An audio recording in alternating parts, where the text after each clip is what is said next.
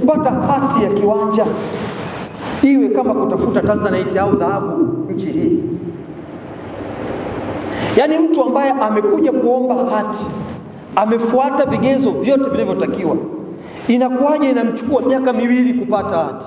Kamishna, na kuomba hili jambo ujue, nikija kwenye ziara, kwenye vikao vyangu, nikapata lalamiko lolote linaloendana la mtu hajapata hati yake,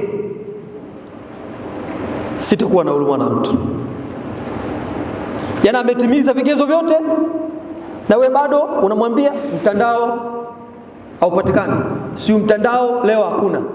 Toka 2023, 21, 2010 ngapi mtandao haupatikani. Huo mtandao utapatikana siku hiyo hiyo, na wewe ndio utakuwa siku yako ya mwisho kufanya kazi Wizara ya Ardhi. Watumishi wote wa ardhi Tanzania tutambulike kimaadili.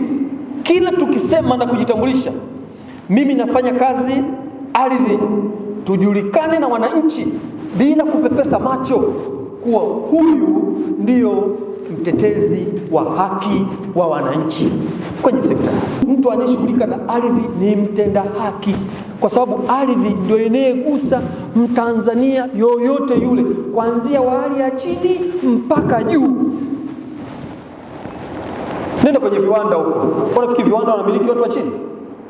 Sio, wanamiliki watu wa juu. Lakini ardhi mpaka maskini anamiliki ardhi. Uongo?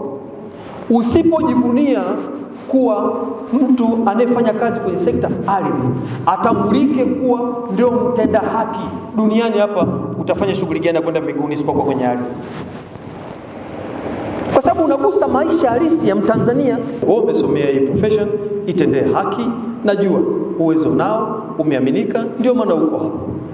Fanya wajibu wako kwa wakati, fanya vizuri kwa ukubwa wake, basi sisi tukushukuru kwa sababu eneo hilo litakuwa umetendea haki. Baadhi ya halmashauri ambazo sisi kama ofisi ya ardhi mkoa hatujafika, mnaweza kuanza au mnaweza kuendelea na zoezi la utekelezaji wa kliniki ya ardhi.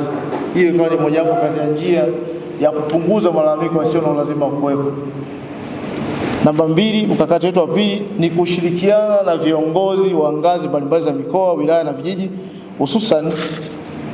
hususan katika kutatua migogoro ya mipaka, ambapo kila kiongozi kuwa na ufahamu kuhusu tafsiri ya mipaka ya kiutawala ambayo inasimamiwa ili kuepuka migogoro isiyo na lazima kuwepo.